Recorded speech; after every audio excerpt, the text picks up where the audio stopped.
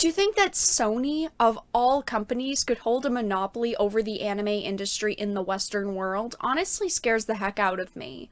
Obviously, a company holding a monopoly in the entertainment industry is a huge deal, but this is Sony that we're talking about. They have a terrible track record in the industry. Back in 2017, Funimation sold a substantial majority stake, as they called it, to Sony Pictures Television Networks, and they also, in 2019, acquired a UK anime distributor, Manga Entertainment. So in the eyes of the larger companies, anime has become a key selling point for their streaming services, and apparently Sony sees a lot of potential in it, which is why they may be going now after CrunchyRoll. So this is a Bounding Into Comics article report. AT&T discussed selling CrunchyRoll to Sony, Funimation's parent company.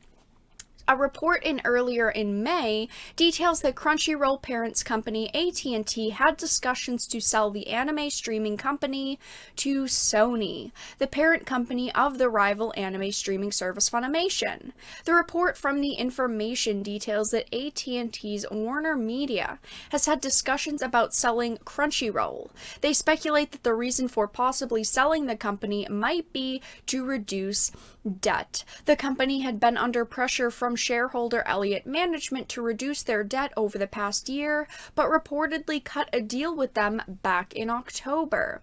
To think that we wouldn't have two separate services for anime isn't good. Yes, I'm someone that likes to have everything in one place, and if I could just, only have one streaming service on my radar, I definitely would. But both Funimation and Crunchyroll provide different types of anime, and they provide just a lot of different content in general, and the way that they're ran is very different from one another.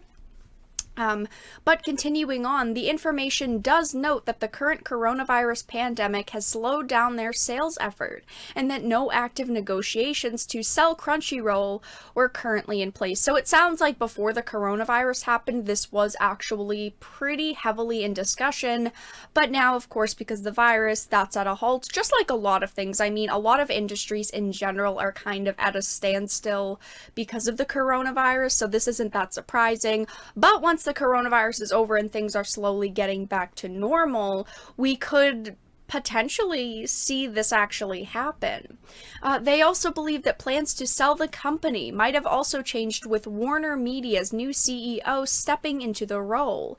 Killar previously worked at Hulu, and The Information's report insinuates that anime was a key pillar at Hulu, one that Killar hopes to replicate with Warner Media's upcoming new streaming service HBO Max.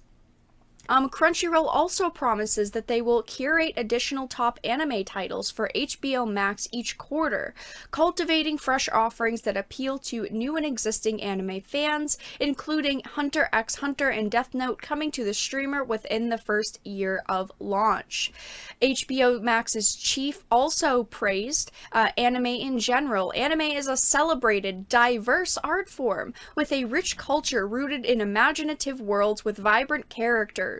Crunchyroll has centralized these fantastic adventures for everyone to enjoy. Now, if you don't know, Sony Interactive Entertainment has actually been censoring anime-style video games. I've talked about it quite a bit.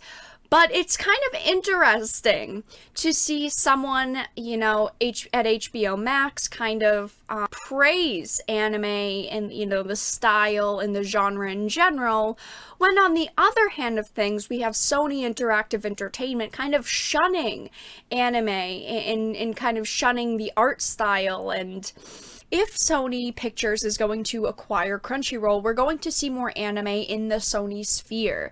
Yes, Sony Interactive Entertainment and Sony Pictures are different. They're ran by different people, but they're still Sony. They're still both owned by the same company. So if on one hand they shun anime styles and on the other hand they praise it, they're going to look like hypocrites in the eyes of consumers.